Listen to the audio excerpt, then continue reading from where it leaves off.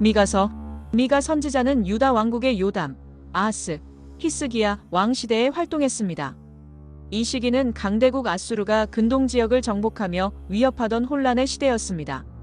북이스라엘의 수도 사마리아는 주전 722년 아수르에 의해 멸망했고 유다도 주전 701년 아수르의 공격으로 큰 피해를 입었습니다. 미가는 남유다 작은 시골 마을 모레셋 출신으로 아수르에 의해 멸망할 사마리아, 북이스라엘과 예루살렘, 유다의 부패와 불의를 날카롭게 고발했습니다. 그의 이름은 여호와와 같은 자가 누구인가? 라는 뜻으로 하나님의 공의와 자비를 동시에 보여주는 사역자였습니다. 미가 1장 요약 심판의 시작. 미가 선지자는 사마리아와 예루살렘의 심판에 대하여 환상을 봤습니다. 주님께서 친히 하늘 성전에서 나오셔서 땅을 짓밟으시면 산들이 녹고 평지가 갈라지는 대격변이 일어날 것입니다. 이 심판은 이스라엘의 죄 때문이며 그 죄의 근본은 사마리아와 예루살렘의 우상 숭배 등 종교적 타락과 가난한 자를 착취하는 불의한 일을 저지른 범죄 때문입니다. 하나님께서는 사마리아를 폐허로 만드시고 우상과 음행으로 모은 재물을 모두 불태우셔서 완전히 멸망시키실 것을 선포합니다. 미가는 이 심판의 선포에 슬퍼하며 통곡하는데 그 이유는 사마리아의 멸망이 유다와 예루살렘 성문에까지 미쳤기 때문입니다. 미가는 가드, 베들레아브라, 사빌, 사아난, 베세셀, 마롯, 라기스 등 유다 성읍들이 재앙을 당하게 될 것을 구체적으로 예언하며 백성들에게 포로로 잡혀갈 슬픔에 머리를 밀고 애곡하라고 경고합니다. 이 심판은 이스라엘의 죄로 인해 필연적으로 임하는 하나님의 공의로운 심판입니다. 미가 2장 요약, 사회적 죄악과 심판, 그리고 남은 자들의 회복. 유다의 권력층은 밤낮으로 악을 꾀하며 새벽이 되면 손에 힘이 있다는 이유로 남의 밭과 집을 탐내어 빼앗고 사람들과 그들의 산업까지 강탈합니다.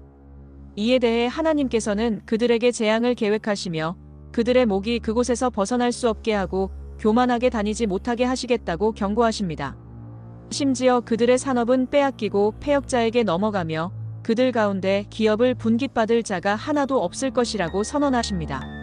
하지만 심판의 선언 끝에 회복의 메시지가 주어집니다. 하나님께서는 남은 이스라엘 백성을 반드시 모으실 것이며 그들을 양떼가 가득 찬 초장처럼 다시 풍성하게 채우실 것입니다. 하나님이 그들을 위해 길을 여시고 그들을 포로된 땅에서 인도해 내실 것입니다.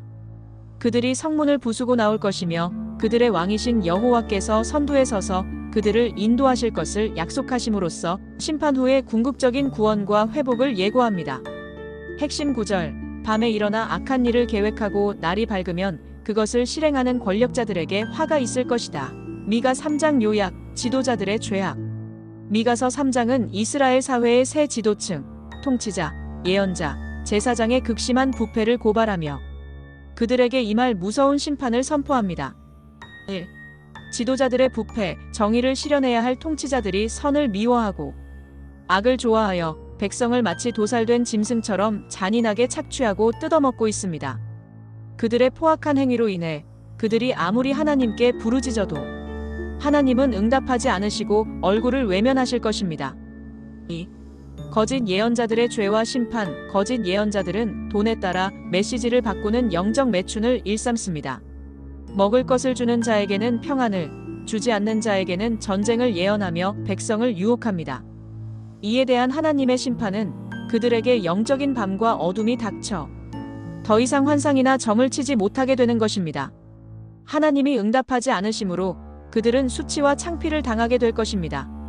반면 미가는 오직 여호와께서 주신 성령과 권능, 그리고 올바른 판단력으로 충만하여 이스라엘의 죄와 허물을 지도자들에게 담대히 선포하겠다고 선언합니다. 핵심 구절 3장 2절. 너희는 선을 미워하고 악을 좋아하여 내 백성의 가죽을 벗기고 그들의 뼈에서 살을 뜯어내고 있다. 그래서 너희 때문에 시온이 밭처럼 경작될 것이다. 예루살렘은 폐허가 되고 성전 언덕에는 잡목숲이 무성할 것이다. 미가 4장 요약. 시온의 회복과 평화의 왕국. 미가서 4장은 앞장들의 심판 예언에도 불구하고 마지막 때에 하나님께서 이스라엘에게 베푸실 영광스러운 회복과 평화의 비전을 선포합니다. 1. 시온산의 영광과 만민의 평화. 마지막 때가 되면 여호와의 성전이 있는 시온산이 세계에서 가장 유명한 산이 될 것입니다. 수많은 이방 민족들이 몰려와 하나님의 가르침 율법과 말씀을 배우고 그 길을 따를 것입니다. 하나님께서 모든 민족 간의 분쟁을 해결하시어 사람들이 칼을 두들겨 보습을 만들고 창을 두들겨 낫을 만드는 영원한 평화가 도래할 것입니다. 모든 사람이 전쟁의 두려움 없이 자기 포도원 아래에서 평화롭게 살게 될 것이며 이 모든 것은 여호와의 약속이므로 반드시 이루어집니다. 2. 바벨론 포로 후 회복의 약속. 지금은 이스라엘이 왕도 지혜자도 없이 해산하는 여인처럼 고통을 겪으며 바벨론에 끌려가 포로 생활을 하게 되지만 그러나 하나님께서는 포로가 되어 병들어 절며 고통당하는 자들을 다시 모으시고 그들을 남은 백성으로 삼아 강한 나라를 이루게 하실 것입니다.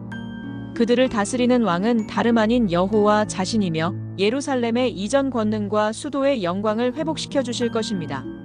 3. 원수를 향한 최후 승리. 수많은 나라들이 이스라엘을 치려고 모여 조롱하고 파멸을 바라지만 이는 그들이 하나님의 뜻을 알지 못하기 때문입니다. 하나님은 오히려 그들을 곡식단을 타작 마당에 모으듯이 심판을 위해 모으신 것입니다. 여호와께서는 시온 백성에게 철불과 노쇠 발굽처럼 강한 능력을 주시어 원수들을 쳐서 짓밟고 그들이 약탈한 재물을 온 세상의 주제이신 하나님께 바치게 하실 것입니다. 핵심 구절 4장 3절. 그가 많은 민족을 심판하고 강대국 간의 분쟁을 해결할 것이다. 사람들이 칼을 두들겨 보습을 만들고 창을 두들겨 낫을 만들 것이며 나라끼리 전쟁을 하거나 군사훈련을 받는 일이 다시는 없을 것이다. 각 사람이 자기 포도나무 아래와 자기 무화과나무 아래에 앉을 것이며 그들을 두렵게 할 자가 없으리라. 만군의 여호와의 입이 이같이 말씀하셨느니라.